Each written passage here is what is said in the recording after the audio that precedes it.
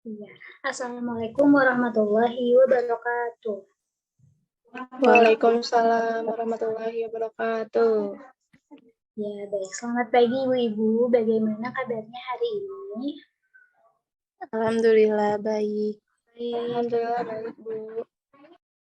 Alhamdulillah. Terima kasih ya Ibu-Ibu sudah hadir dan menyempatkan waktunya. Mohon maaf untuk konseling hari ini harus diadakan melalui media online dikarenakan kasus COVID yang semakin tinggi saat ini.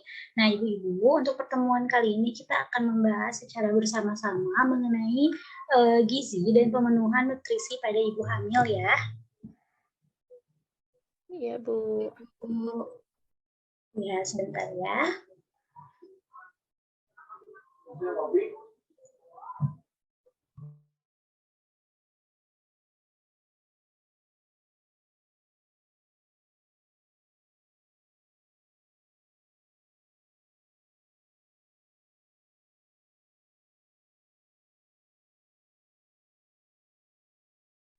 Nah, baik, kita mulai ya Bu untuk penyampaian materinya. Ada gizi untuk ibu hamil. Nah, status gizi pada ibu hamil sebelum dan selama hamil ini mempengaruhi pertumbuhan janin yang sedang dikandungnya. Nah, kualitas bayi yang dilahirkan sangat tergantung pada keadaan gizi ibu sebelum dan selama hamil. Kehamilan ini juga menyebabkan meningkatnya metabolisme energi.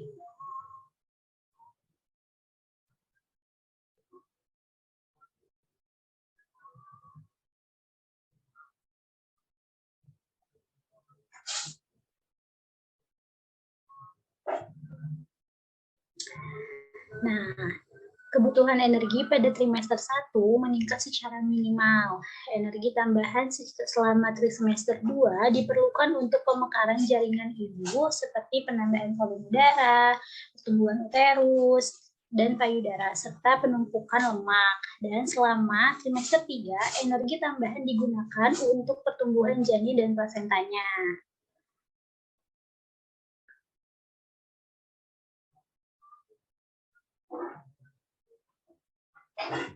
Nah, yang pertama yaitu ada lemak. Lemak yang baik bagi pertumbuhan janin adalah jenis alsi pupa yang terdiri dari asam amino, DHA, dan asam lemak tak jenuh. Diperlukan untuk pembentukan otak, hati, dan retina. AA dan DHA berperan dalam pembentukan membran sel, endotel, serta jaringan saraf. Pada kehamilan, ini bermanfaat untuk mencapai berat lahir yang optimal, mencukupkan usia kehamilan, dan mencegah preeklamsia. Nah, selanjutnya ada protein. Protein ini juga diperlukan untuk pertumbuhan jaringan pada janin. Ibu hamil membutuhkan sekitar 75 gram protein di setiap harinya dan lebih banyak 25 gram dibandingkan dengan yang lainnya. Produk hewani seperti daging, ikan, telur, susu, keju, dan hasil laut merupakan sumber proteinnya. Protein yang lainnya juga dapat dikonsumsi dari tumbuh-tumbuhan seperti kacang-kacangan, biji-bijian, tempe, tahu, oncom, dan yang lainnya juga.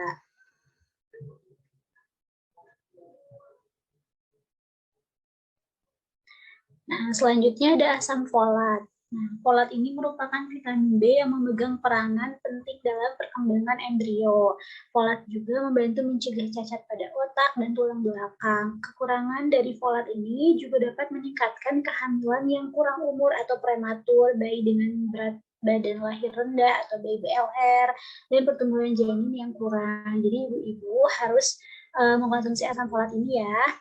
Kebutuhan asam folat untuk wanita hamil adalah sekitar 500 sampai 1000 mg per harinya. Folat dapat didapatkan dari suplementasi asam folat, sayuran berwarna hijau seperti bayam, asparagus, jus jeruk, buncis, kacang-kacangan, dan roti gandum yang merupakan sumber alami yang mengandung folat. Selanjutnya ada zat besi. Zat besi ini juga tidak kalah pentingnya ya Bu, karena dibutuhkan untuk memproduksi hemoglobin, yaitu protein di sel darah merah yang berperan membawa oksigen ke jaringan tubuh. Jika kebutuhan zat besi tidak tercukupi, ibu hamil akan mudah lelah dan rentan infeksi. Resikonya melahirkan bayi tidak cukup umur dan bayi dengan berat badan lahir rendah juga lebih tinggi.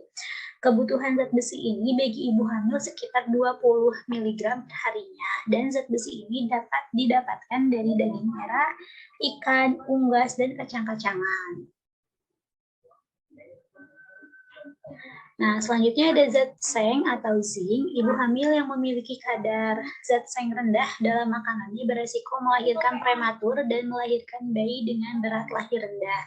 Zat seng dapat ditemukan secara alami pada daging merah, gandum utuh, kacang-kacangan, polong-polongan, dan beberapa sereal sarapan yang telah difortifikasi.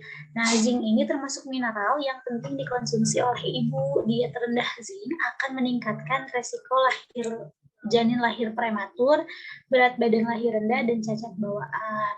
Konsumsi zinc paling tidak harus sudah dimulai sejak usia kehamilan 19 minggu dengan dosis 15 mg per harinya. Ada juga kalsium. Ibu hamil dan bayi membutuhkan kalsium untuk menguatkan tulang dan giginya, membantu pembuluh darah berkontraksi dan berdilatasi, mengantarkan sinyal saraf, kontraksi otot, dan sekresi hormon. Jika kebutuhan kalsium ini tidak tercukupi dari makanan, kalsium yang dibutuhkan bayi akan diambil dari tulang ibu. Dan kebutuhan kalsium ini sekitar 1000 mg per harinya. Sumber kalsiumnya dapat dari makanan yang diantaranya produk seperti susu, keju, yogurt, dari ikan teri pun juga bisa ya ibu-ibu. Selanjutnya ada vitamin C. Nah, vitamin C ini merupakan antioksidan yang melindungi jaringan dari kerusakan yang dibutuhkan untuk membentuk kolagen dan menghantarkan sinyal kimia di otak dan membantu penyerapan zat besi dalam tubuh.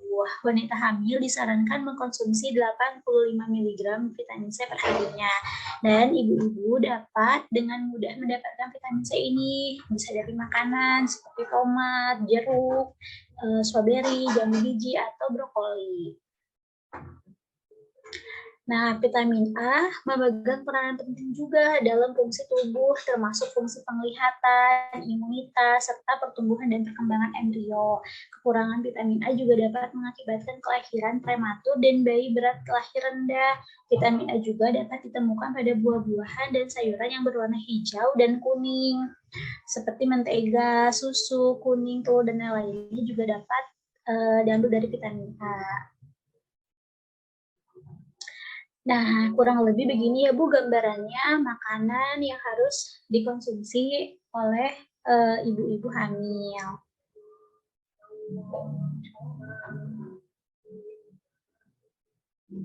Nah, intinya kekurangan gizi pada ibu hamil ini mempunyai dampak yang cukup besar terhadap proses pertumbuhan janin dan anak yang akan dilahirkan nantinya.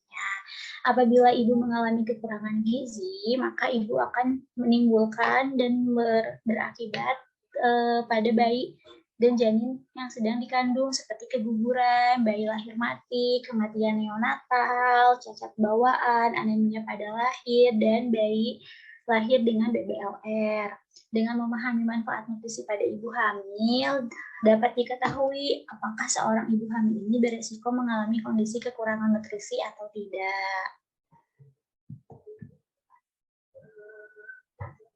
Nah, begitu ya ibu-ibu untuk materinya bisa dipahami ya. Jadi ibu-ibu sekalian harus selalu menjaga pola makan dan memperhatikan nilai gizi yang ada dalam makanan yang dimakan. Selama masa kehamilan ini, ibu-ibu tidak boleh makan sembarangan, harus memakan makanan yang mengandung gizi yang baik dan juga seimbang, karena dapat berdampak pada kesehatan ibu dan bayi nantinya. Mungkin begitu ya ibu-ibu penjelasan dari pemenuhan gizi dan nutrisi pada ibu hamil. Sampai di sini, jika ada yang ingin ditanyakan mengenai keluhan pada kehamilannya, dipersilahkan ya Bu. Iya, baik Ibu Dina. Ya, bagaimana, Bu? Sebelumnya, Ibu-Ibu perkenalkan ya, saya Dina Melinda. Izin bertanya, Bu Bidan. Jadi begini, selama hamil ini saya tidak nafsu makan dan berat badan pun turun, Bu. Juga sering merasa lelah. Saat ini kandungan saya sudah masuk 26 minggu, Bu. Oh, begitu ya, Bu. Baik. Sepertinya untuk hal seperti ini kita harus lanjut ke asesmen data dan pengukuran antropometri. Jika Ibu berkenan, nanti kita jadwalkan untuk pemeriksaan secara langsung ya, Bu. Apakah Ibu bersedia? Ya, Bu, saya bersedia. Oke, Ibu tidak usah khawatir ya. Sebelum ke pemeriksaan lebih lanjutnya, boleh Ibu ceritakan dulu keluhan apa saja atau keraguan apa saja yang Ibu alami mengenai konsumsi makanan sehari-hari selama kehamilan Ibu. Apakah Ibu tidak keberatan jika keluhannya disampaikan di sini dengan ibu-ibu yang lainnya? Ya, nggak apa-apa, Bu. Jadi gini, saya nggak bisa makan nasi terlalu banyak, juga sering mual kalau makan dengan lauk-laukan. Jadi saya hanya bisa makan nasi dengan tempe atau tahu saja, Bu. Saya juga tidak suka buah atau sayur. Wah, begitu ya. Ya sudah, nanti kita sama-sama cari solusinya ya, dengan mengukur tinggi badan ibu, berat badan, dan ukur lilanya ya Bu ya. Untuk mengurangi rasa khawatir ibu karena takut tidak terpenuhi gizi bayinya, mulai hari ini sebaiknya ibu rutin minum susu saja ya, atau ibu dapat mengkonsumsi bubur kacang hijau untuk membantu pemenuhan nutrisinya. Ibu juga harus mencoba mengusahakan makan sayur dan buah ya Bu, karena itu sangat penting untuk perkembangan bayi dan kesehatan ibu juga. Oh, begitu ya, Bu. Iya Bu, untuk itu mulai hari ini, saat ini juga Ibu harus lebih memperhatikan lagi keseimbangan asupan makanan yang Ibu konsumsi ya. Baik, Bu, insya Allah ya. Iya, terima kasih ya Bu sudah melakukan konseling ini dengan sangat baik. Saya apresiasi itu dan juga kerjasama dan kejujuran Ibu dalam memberikan informasi. Juga mempermudah kita untuk sama-sama mencari jalan keluar dari permasalahan yang sedang Ibu alami. Iya, Bu, saya jadi semakin termotivasi dan bersemangat untuk merubah kebiasaan makan saya, Bu, untuk bayi saya juga ya, Bu. Ya, alhamdulillah ya Bu. Jadi saya menyarankan Ibu untuk diet tinggi, energi dan tinggi protein juga untuk pemilihan bahan makanannya dan untuk menunya mungkin nanti saya bisa berikan melalui chat personal saja ya Bu ya. Ya, siap, Bu. Baik, terima kasih sekali ya Bu sudah sangat memperhatikan materi yang saya berikan. Untuk itu saya mohon dan meminta Ibu untuk berkomitmen melakukan diet ini dengan baik dan disiplin. Apakah Ibu bersedia? Ya, Bu, dengan senang hati, insya Allah saya lakukan dengan baik ya, Bu. Baik, terima kasih ya sudah mau berkomitmen dan menjalankan diet ini. Ya, sama-sama Ibu. Terima kasih kembali. Baik, kalau begitu bagaimana dengan ibu-ibu yang lainnya? Apakah ada yang ingin dikonsultasikan? Ibu. Tidak, Ibu. Baik, kalau begitu untuk pertemuan hari ini mungkin akan saya akhiri saja ya. Terima kasih ya ibu-ibu sekalian sudah menyimak dengan baik. Semoga kita selalu sehat, ibu dan bayinya juga sehat ya. Terima kasih ya, mohon maaf apabila dalam penyampaian materi masih ada kekurangan dan tadi ada beberapa kata yang kurang berkenan. Terima kasih ya Bu. Kalau begitu, saya pamit undur diri. Wassalamualaikum warahmatullahi wabarakatuh. Waalaikumsalam warahmatullahi wabarakatuh. Terima kasih, Bu. Terima kasih, Bu.